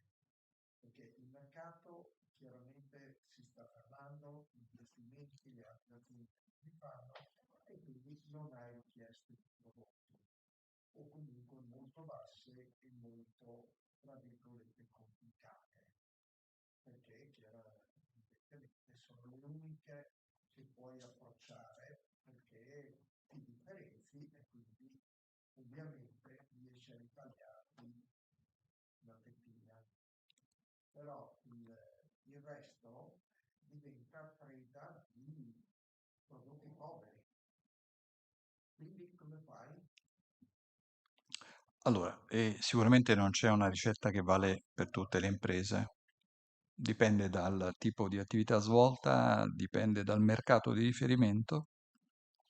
Se l'impresa guarda all'export più che al mercato interno e così via. Questo Allora, ci vuole le due. sì, Il mercato di riferimento è il mondo della macchina utensile e gli investimenti industriali per la produzione, guarda all'estero per le dimensioni che ha, perché comunque ha dei contatti con l'estero, ma di difficilissima gestione perché hai un potere contrattuale povero. Per cui cerca di innovare, di crescere, perché comunque gli investimenti in sviluppo sia della parte software sia della parte digitalizzazione si sta facendo con fatica enorme, ma oltre questo cosa fai? Allora, le soluzioni sono quelle di crescere e per crescere ci sono varie possibilità. Unirsi ad altri o mettersi in una filiera. Mettersi in una filiera vuol dire avere delle commesse che non prendi direttamente dall'estero, ma dalla società che ti sta sopra e che, non so se è il suo caso, però comunque in generale, è quello di produrre, essere un anello della produzione dentro una filiera. Non ci sono altre soluzioni nel caso che lei sta facendo, perché un potere, diciamo, contrattuale sul mercato, come lei ha detto, vista la dimensione, non ce l'ha È e qui molto limitato. è molto limitato e quindi le soluzioni sono quelle o di unirsi con aziende simili e per cercare di fare una massa Critica. critica, o è quello di riuscire, ma non so se nel caso del suo specifico prodotto, di mettersi dentro una filiera. Altre possibilità personalmente non ne vedo. Il nanismo italiano è il problema nostro principale, perché abbiamo dei bravissimi imprenditori che però non guidano dei carri armati e specialmente in una economia come l'attuale bisogna stare a bordo di un carro armato e di un carro armato efficiente, ovviamente, che ti protegge e può avere un ruolo, una prospettiva anche in futuro. E io sono molto negativo, devo dirlo, sul futuro delle micro e piccole imprese, perché non è più il tempo passato. Il tempo passato ormai è un tempo romantico, è un tempo di costi sostanzialmente contenuti, di facilità, anche di trasferimento di maggiori costi sul prodotto finale e così via. La sfida tecnologica la stiamo perdendo perché abbiamo insegnato agli asiatici tutto, no? Gli abbiamo fatto produrre dagli iPhone ai motori BMW o qualunque cosa e quindi hanno imparato e dove non hanno imparato hanno acquistato la tecnologia e quindi hanno dei prodotti ormai validi, molto validi, prima non ci avevano prodotti, adesso sono molto validi e a prezzi molto più bassi. Poi lasciamo perdere il fatto che magari fanno anche dumping perché devono produrre fino a una certa quota che gli è stata detta dal governo centrale e poi quindi vengono anche sovvenzionati e quindi stanno fuori dalle regole di mercato perché anche questo bisogna farlo, ma noi non abbiamo questa cosa. In più il nostro sistema paese è un sistema, e anche l'Europa, ma lo guardiamo tanto a casa nostra, poco competitivo e se è poco competitivo è il peggiore delle combinazioni. Quindi soltanto chi ha, diciamo, un fisico forte col carro armato riesce ad andare avanti. Per le micro e piccole imprese o hanno dei mercati di nicchia, questo è il fatto, mercati veramente di nicchia, e quindi sostanzialmente possono sopravvivere in qualunque congiuntura, perché lì la domanda diventa rigida, ma dove la domanda è elastica rispetto al prezzo, lì non c'è niente da fare. Quindi non vedo soluzioni, se non quelle che teoricamente le ho accennato.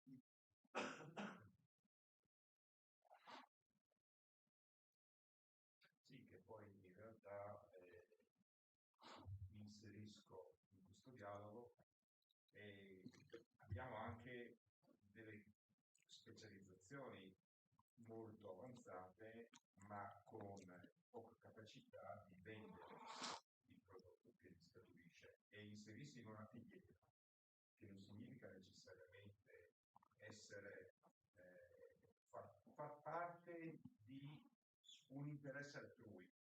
E vi faccio un esempio. c'è qui in Friuli una società specializzata nella progettazione di macchine, di impianti per la vernice artigianale. eh, Bravissimi sotto il profilo della progettazione, con scarsa capacità commerciale, però sono riusciti a inserirsi in una filiera internazionale. Loro operano in tutto il mondo perché riescono a produrre e progettare e quindi realizzare impianti in tutto il mondo, ma in una filiera guidata da una società americana di vernici che ha tutto l'interesse a che vengano realizzati impianti per poter vendere quel prodotto.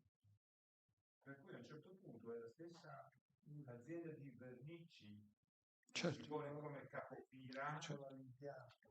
per, diciamo, garantire la realizzazione dell'impianto. Quindi hai una sicurezza dal punto di vista commerciale.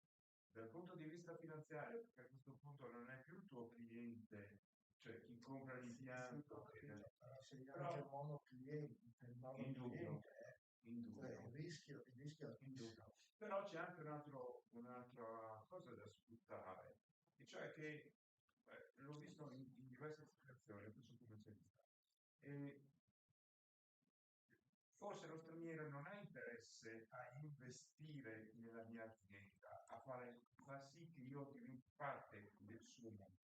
Ha più interesse a mantenermi autonomo, cioè a... sì, perché sei più ricattabile. Sì, però ti dà uno spazio. Sì, certo, però ti dà uno spazio. Allora, se tu hai la capacità, riesci a inserirti in questo. Poi, ovvio, è tutto molto labile, però è quel modo per inserirsi nella filiera. Ma io posso portare anche un altro esempio in campo finanziario. Conosco una società di software specializzata in prodotti finanziari di alto livello, è una società siciliana che nata da due ingegneri che hanno saputo sviluppare un software a livello molto elevato qualitativamente, che sono stati poi, hanno fatto un accordo, non acquistati, hanno fatto un accordo con, non posso fare i nomi, con una primaria società finanziaria americana. E adesso il punto è che questi qui sono un gigante e una formica, ok, il rapporto. Però, però, come diceva lei giustamente, stanno negoziando perché loro non vogliono vendere, perché sarebbe la cosa più normale. E gli altri stanno pensando se non conviene invece lasciare alla formica di crescere. Perché nel momento in cui l'assorbono, poi magari ciao ciao, e quell'investimento potrebbe arrivare a zero come valore se non viene poi aggiornato, rifatto. Visto che questi hanno diciamo, un know-how, una capacità che ha creato valore, forse conviene mantenerla, come dice lei, all'interno della filiera e sfruttare questi vantaggi, che quindi quegli algoritmi loro li prendono e li inseriscono nei loro prodotti e aumentano il valore dei loro prodotti, comprandosi una formica, cioè, o facendo un accordo commerciale con una formica. Ecco, questa è forse l'unica soluzione, però sono casi isolati. Qui non è una ricetta che può andare bene per tutti e ci sarà una selezione da parte del mercato, non c'è nulla da fare. Purtroppo è una distruzione di ricchezza non da poco, non da poco. che è quello che consisteremo su tantissime Sì, poi a questo si aggiunge anche un'altra cosa, il passaggio generazionale, che quello lo vedo veramente come un altro aspetto veramente critico, critico. Anche imprese medie ben posizionate sul mercato hanno grosse difficoltà ad attuare il passaggio generazionale. In Italia tanti assolutamente. alla fine finiscono per vendere. Esattamente. Perché oltre gli 80 anni non vanno, insomma, è impossibile chiedere di stare ancora lì. E questo è un aspetto critico dell'Italia che va affrontato in qualche modo, con la giusta consulenza. Ecco, una cosa che io vi vorrei dire, non perché devo fare pubblicità ai consulenti, eh, però quello che, specialmente diciamo in momenti come questi o in momenti in cui si decide di reinventarsi o di fare un passo in avanti, dove non ci sono risorse all'interno, perché se la dimensione è quella che è, non ci possono essere l'ingegnere che fa tutto, che fa il commerciale, che fa il contabile, che fa tutto, insomma non è possibile. O lavora su una cosa bene o sull'altra. E il ricorso a consulenze che possono essere anche momenti formativi di vario genere o consulenze ad hoc, secondo me sono fondamentali. Forse su questo bisogna, prima di abbandonare, diciamo, il No, mercato, quindi guarda, cercare. il mercato dei consulenti è estremamente variegato e non sempre serio, Assolutamente d'accordo con lei, ma questo quindi è, quindi buttati al ma vento certo, cioè, come questa è la realtà, eh, è la realtà con cui tutti noi ci confrontiamo, no? Nel nostro piccolo, anche quando andiamo a comprare un elettrodomestico o qualunque cosa, e abbiamo dall'altra parte quello che è incentivato a darci, a venderci quello che gli è più comodo, no? Più profittevole. Questo è sicuramente vero, però lì è la capacità di tutti noi di riuscire a discriminare, però questa è sicuramente un'altra strada importante, ma anche momenti come questi di riflessione, questi sono tanto momenti di riflessione e di aggiornamento sostanzialmente, permettono poi di porsi delle domande e magari poi approfondire alcune cose e intraprendere alcune strade.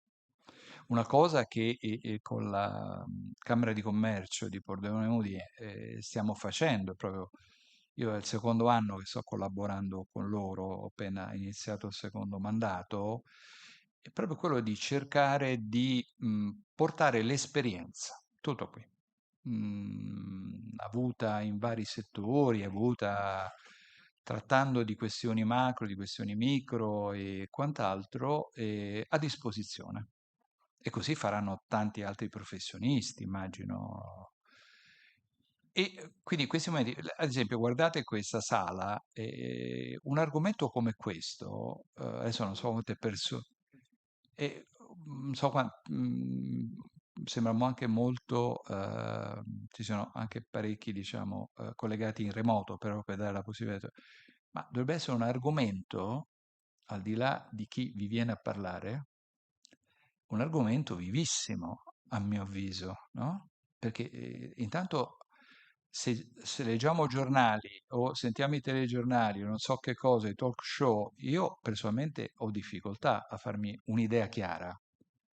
Io per presentarvi queste slide, 70 slide, ho dovuto studiare per più di un mese, tanti documenti e non tutti i documenti hanno lo stesso pensiero, giustamente, ma così deve essere, no? Tante fonti diverse, quindi cercare di trovare poi un equilibrio che lo puoi trovare unicamente utilizzando più fonti e ragionando per scenari, perché qui la realtà non la conosce nessuno, perché è una realtà che dipende da una moltitudine di decisori. che posso cambiare da un momento Può cambiare tutto da adesso a domani mattina, ok? Già tanto che ci è stato detto che non verranno utilizzati armi nucleari, meno male, è già stato, perché lì avrebbero subito fermato tutto, però poi le conseguenze le possiamo immaginare. Ma quindi, per dirvi, le conseguenze dei vari atti intrapresi da soggetti con interessi diversi e con obiettivi diversi e quant'altro, con strategie diverse, possono portare in un mondo fortemente collegato ha dei risultati anche imprevedibili, ma collegato vuol dire anche a livello di sentiment, perché una volta che non eravamo costantemente aggiornati, ciò che era lontano da noi quasi non lo sentivamo, ok?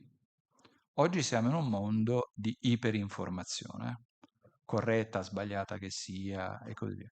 Quindi nel momento in cui anche noi dobbiamo decidere a livello familiare, a livello di impresa, cosa fare per i prossimi mesi, dalle vacanze per dire, andiamo all'estero o stiamo in Italia?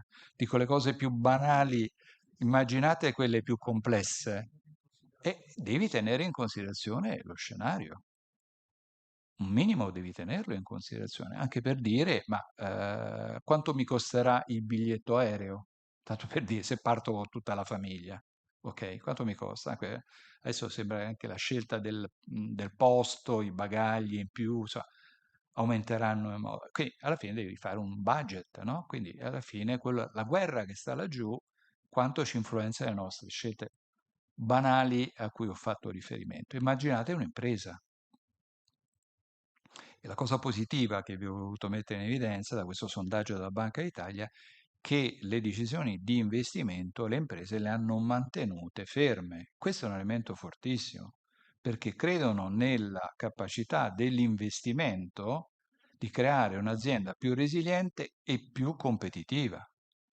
Se no abbandoni, no? È inutile che investo, continuo a investire se so che sarò perdente. Quindi le risposte sono molto complesse, però già confrontarci su queste cose, secondo me, già è un passo in avanti. Nel tema energetico, lei diceva che è necessario cercare quantomeno cercare l'autonomia. Dunque questa strada. Ma per quale motivo l'Europa ha deciso di interrompere certi ingressi, vedici il gas russo, buttarsi a pesce nel Green Deal, distruggendo di fatto la meccanica automobilistica e quant'altro, e adesso siamo costretti a comprare dagli americani a 4 volte tanto il gas, dunque distruggendo di fatto l'economia. Cioè, voglio dire, se io devo fare una strategia, mi preparo prima il mio sostituto e poi faccio dei distacchi. Hanno fatto il contrario. È forse non competenza? No, guardi, io immagino che la competenza ci sia a tutti i livelli. Il problema è il consenso politico, specialmente quando portiamo i problemi da livello nazionale, dove è anche difficile avere un consenso politico, lo portiamo addirittura in Europa dove ci sono interessi molto diversi. Noi non siamo una federazione, questo è il problema. Non lo sapremo mai perché non abbiamo la mentalità Poi federale. non lo sapremo mai, non lo saremo mai, spero di no, per i nostri nipoti, neanche i figli. Però il problema è, questa è la grossa differenza tra Stati Uniti e Unione Europea, che è il fatto che non siamo una federazione, forse non è il momento, forse è questo proprio il momento per diventare una federazione. Quindi non è, secondo me, una mancanza di competenza. È una difficoltà di trovare una condivisione di interessi e l'unico momento in cui ci può essere una condivisione di interessi sono le crisi. Perché in un momento invece diciamo, di clima più stabile, non dico favorevole, che non c'è sempre qualcosa, e lì ogni paese poi rappresenta un interesse. E allora, a mio avviso, i singoli paesi dovrebbero iniziare loro a darsi, non aspettare l'Europa sicuramente, almeno su alcune cose, e darsi da fare, e darsi da fare. Sovranità. E diventare, diciamo, più forti, non so cosa vuol dire sovranità, ma comunque diventare più forti, eliminando o minimizzando le debolezze. Noi sicuramente non avendo, uno dei nostri punti di debolezza è quello della dipendenza energetica, ma lo è sempre stato e dipende unicamente da una fonte che può essere appunto il gas venduto dalla Russia, che la Russia poi abbiamo visto come si è comportata, ovviamente questo è l'errore più grande che si può fare, ma anche dipendere troppo dagli Stati Uniti, perché poi a un certo punto ti possono mettere dei dazi, ti possono fare qualunque cosa. Quindi un'eccessiva dipendenza da chiunque esso sia è sicuramente un errore. Quindi bisogna diventare sicuramente più autonomi. Come ci si diventa? Ci sono varie soluzioni, ma anche queste hanno un costo politico, no? Siamo tutti d'accordo, diciamo, sulle fonti alternative, però le fonti alternative richiedono investimenti, richiedono grossi investimenti e tempi non brevissimi. Quindi anche questo, chi li finanzia? Il debito pubblico italiano, se ha debito, come li facciamo queste cose? Cioè, Comunque non avrebbero la potenzialità per mantenere un'economia no, solida, probabilmente perché no. possiamo mettere l'Italia piena di pannelli fotovoltaici, ma non basterebbe comunque. E quindi bisogna pensare al nucleare, bisogna pensare all'idrogeno, bisogna pensare all'efficientamento, a consumare di meno, a essere meno energivori. Cioè, bisogna lavorare dal lato della domanda e dal lato dell'offerta e dobbiamo avere una rete di distribuzione adeguata, perché poi alla fine, anche se ripeto quello che ho detto prima, abbiamo un sistema di produzione migliore, ma abbiamo una rete che è vecchia, vecchia. Abbiamo infrastrutture vecchie in Italia. Tipo gli acquedotti romani, Eh. prendiamo l'acqua per strada. Ma magari avessimo ancora gli acquedotti ormai che funzionano lì, hanno funzionato per secoli. Le infrastrutture vanno sistemate, insomma, e chi non investe in infrastrutture, non investe nel capitale umano, nella scuola di qua e di là, ha un...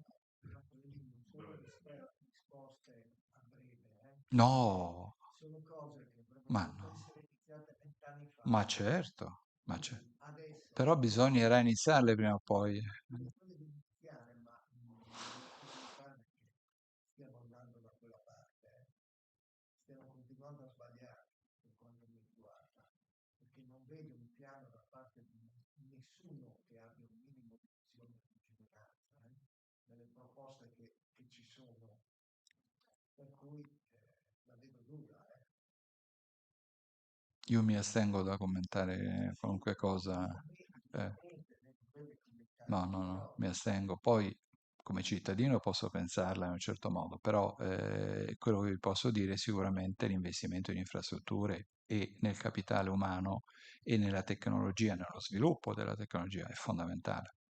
su quello sono perfettamente Perché poi se d'accordo. dipendiamo dagli altri, anche della tecnologia, adesso si parla molto di intelligenza artificiale, ma l'intelligenza artificiale noi la stiamo sviluppando come la stanno sviluppando gli altri?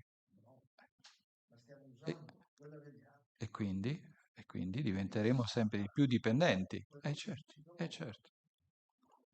Certo. E non possiamo prescindere dall'intelligenza artificiale, al di là di tutti i discorsi che potremo mettere, gli impatti sul mercato, qualunque cosa. Ormai il treno è partito da solo, cioè la tecnologia è partita da solo e se non ci salti sopra rimani fuori. Indubbiamente. E quella la prima cosa che ti porta è una necessità di maggiore produzione di energia elettrica e una capacità di distribuzione di energia elettrica. Sì, sì. Se no come si fa?